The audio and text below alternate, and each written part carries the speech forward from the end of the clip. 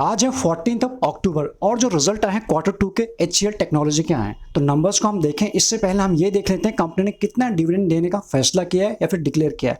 आप यहाँ पर देख पाएंगे कंपनी जो इंटरिम डिविडेंड देने का जो फैसला किया है 10 रुपीज़ पर इक्विटी का दिया है, जिसे आप अच्छा कह सकते हैं। अगर हम बात करें कल की, कल इन्फोसिस का रिजल्ट आए थे, उसके ऊपर वीडियो पोस्ट किया था। तो इन्फोसिस ने जो डिक्लेयर किया है 15 रुपीज़ का किया है एंड HCL ने 10 रुपीज़ के आसपास, जिसे आप अच्छा ही कह सकते हैं एज एन इन्वेस्टर के लिए।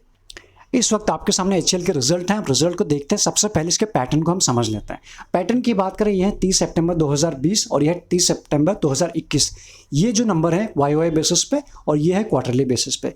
तो सबसे पहले हमारे लिए क्या इंपॉर्टेंट है, रेवेन्यू। और रेवेन्यू कहाँ से आता है? दो पार्ट में आता है, ऑपरेशन से यानी जो मेन कंपनी का काम है, और उसके बाद कंपनी के किसी भी कंपनी की बात करें कुछ अदर इनकम भी होते हैं। तो हमारे लिए इंपॉर्टेंट क्या है? अदर इनकम नहीं है, हमारे लिए इंपॉर्टेंट है ऑपरेशन से कितना जो मेन काम है उससे कितना रेवेन्यू आया। वो आप देख पाएंगे पिछले साल 18,594 CR, जितने भी नंबर है CR में है और रुपीज़ में है। तो यहाँ आप देख पाएंगे 20, वहाँ से हमें जंप दिखाई पड़ रहा है, 20 प्लस हो गया YoY बेसिस पे। अगर हम बात करें क्वार्टरली बेसिस पे 20 प्लस था, इस बार भी क्वार्टरली बेसिस पर में हमें एक जंप दिखाई पड़ रही है, बहुत बड़ी नहीं है लेकिन हमें जंप दिखाई पड़ रही है ऑपरेशन से। इसके बाद कुछ अदर इनकम है, लेकिन हमारे लिए इंपॉर्टेंट है ये टोटल इनकम, जिसे हम कह सकते हैं 18,793 थे पिछले साल और इस साल हो चुका 20,000 प्लस। तो वहाँ से हमें जंप दिखाई पड़ रहा है। साथ ही में अगर हम बात करें क्वार्टरली बेसिस पे 20,000 प्लस था, 20,323 के आसपास, ये है 20,895 के आसपास। तो हमें क्वार्टरली एंड ईयरली बेसिस पे एक अच्छा जंप दिखाई पड़ रहा है, ये क्लियरली है। अगर हम ईयरली पे देखें 793 से लेकर और यहाँ आप देख सकते हो किस तरह से जंप हुआ है। तो हमें क्या समझ में आया? जंप हुई है, बहुत बड़ी जंप नहीं हुई है, लेकिन इन्फोसिस में भी कुछ वैसा ही था जो फ्लैट टू पॉजिटिव की तरफ था। इस बार भी फ्लैट टू पॉजिटिव में ही है, कोई डिप की बात नहीं है। साथ ही में इस टोटल इनकम के बाद कंपनी के कुछ खर्चे होते हैं, एक्सपेंसेस होते हैं, वो आप यहाँ देख सकते हैं। सारे खर्चे आपके सामने क्या क्या कंपनी के खर्चे हैं। तो हम हर एक को रीड ना करके हम फोकस करेंगे टोटल इसके टोटल एक्सपेंस के ऊपर। और यहाँ पे आप देख सकते हो पिछले साल कंपनी के खर्चे थे 14,000 प्लस से इतने CR, अब ये 16 प्लस। तो इसमें जंप हुई है, डेफिनेटली कुछ खर्चे बढ़े हुए हैं। और उसके बाद अगर हम बात करें क्वार्टरली बेसिस पे 16 प्लस था, वहाँ पर भी हमें क्वार्टरली एंड ईयरली बेसिस पे एक जंप दिखाई पड़ रही है। इनकम हो गई, खर्चे हो गए, अब उसके बाद कुछ टैक्सेस भी आएंगे जिसे हम बोलते हैं प्रॉफिट बिफोर टैक्स। ये सब होने के बाद हमारे लिए इंपॉर्टेंट क्या होता है? प्रॉफिट फॉर द पीरियड, इसके ऊपर फोकस करता है।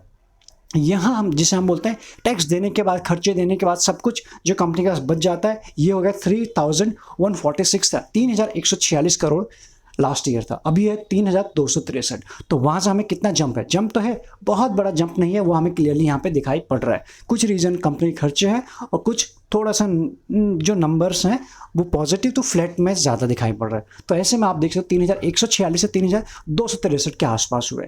अगर हम क्वार्टरली बेसिस पे देखें 3,213 से 3,263 हुए। जंप हुई है लेकिन स्लाइटली जंप हुई है, यह आपको क्लियरली विजिबल हो रहा होगा।